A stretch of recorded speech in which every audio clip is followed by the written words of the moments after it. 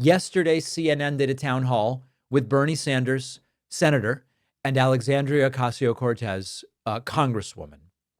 The topic of healthcare came up.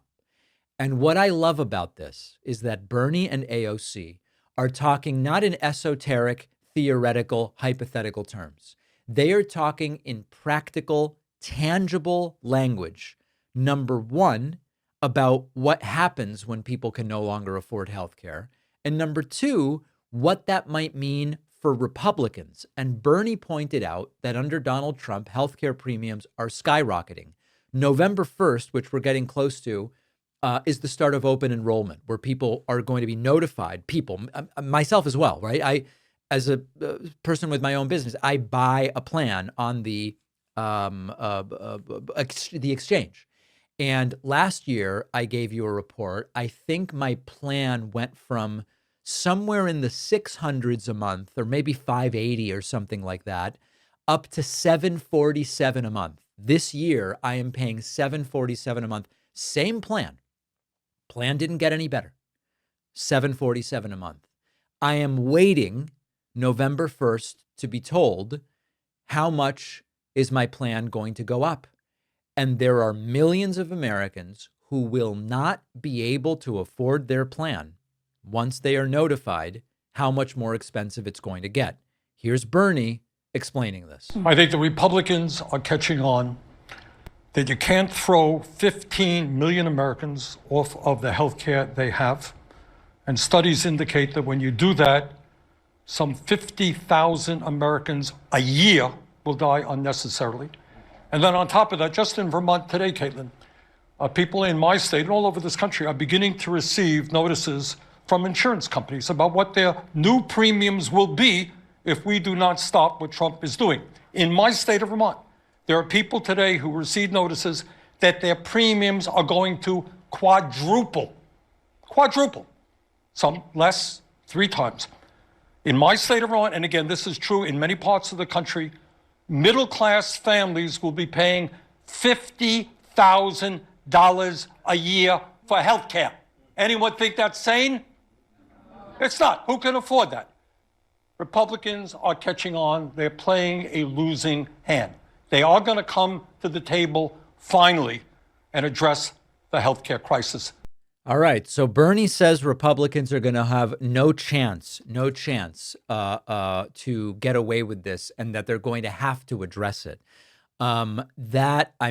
Hopefully that is true to a degree, but I think that Bernie might underestimate the willingness of Republicans to take a bet that they can just blame Democrats. And they're trying to blame Democrats, saying this is the Democrat shutdown and blah, blah, blah.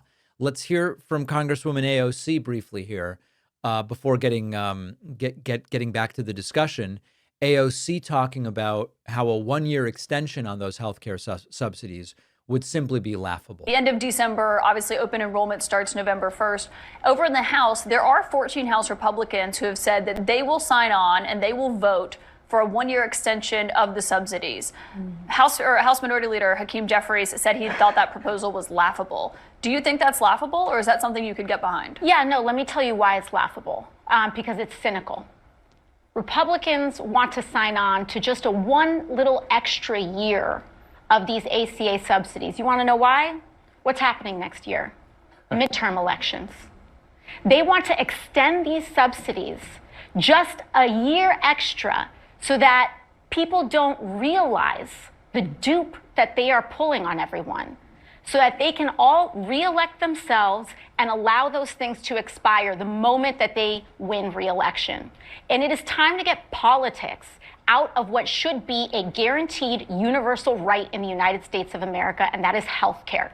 And so I will not accept a measly 1-year acceptance of a measly 1-year extension of the ACA. We need to make sure, and as a member of the party, we put negotiations in the hands of our party's leadership with Hakeem Jeffries. He says it's no, it's no. And we have to make sure that we are expanding and continuing the fight and not falling for the fine print, not falling for the tricks, and not falling for the politics around this. Now, there are some in the usual places on the internet saying AOC has sold out. Did you hear how she said Hakeem Jeffries said no, and we're going to be united behind Hakeem Jeffries? She is sold out to Democratic leadership. Well, put that aside for a second and just analyze it for what she's saying. It is a trap. Trump and his allies want voters to think that their health care is safe until the day after the midterms, and then subsidies will vanish and premiums will explode. They're running the same scam that they pulled with the tax cuts, which is you give temporary crumbs to everyday Americans and you do massive dumps of giveaways for billionaires. And then when the bill comes due, like I said, and AOC knows it, when the bill comes due, they'll go, oh, Democrat mismanagement caused this. So Bernie's warning about it. AOC is warning about it. This is healthcare as political blackmail. And at the end of the day, it is cynical, it is cruel, but it's classic MAGA-nomics. Pretend to help working people, quietly load the gun pointed at their own wallets. And if the left can communicate that clearly, that this is really about your money, your coverage, your family, and your health, the Republicans lose the argument. The question is, are Democrats able, equipped, and prepared to communicate about it appropriately? Democrats often don't communicate well, as we spoke about yesterday with Jake Auchincloss. Let's hope the answer is yes. But AOC and Bernie certainly communicating clearly here. Let me know what you think. Send me an email, info@davidpakman.com. The question is, will voters fall for the Republican scam on who really wants to protect your health care?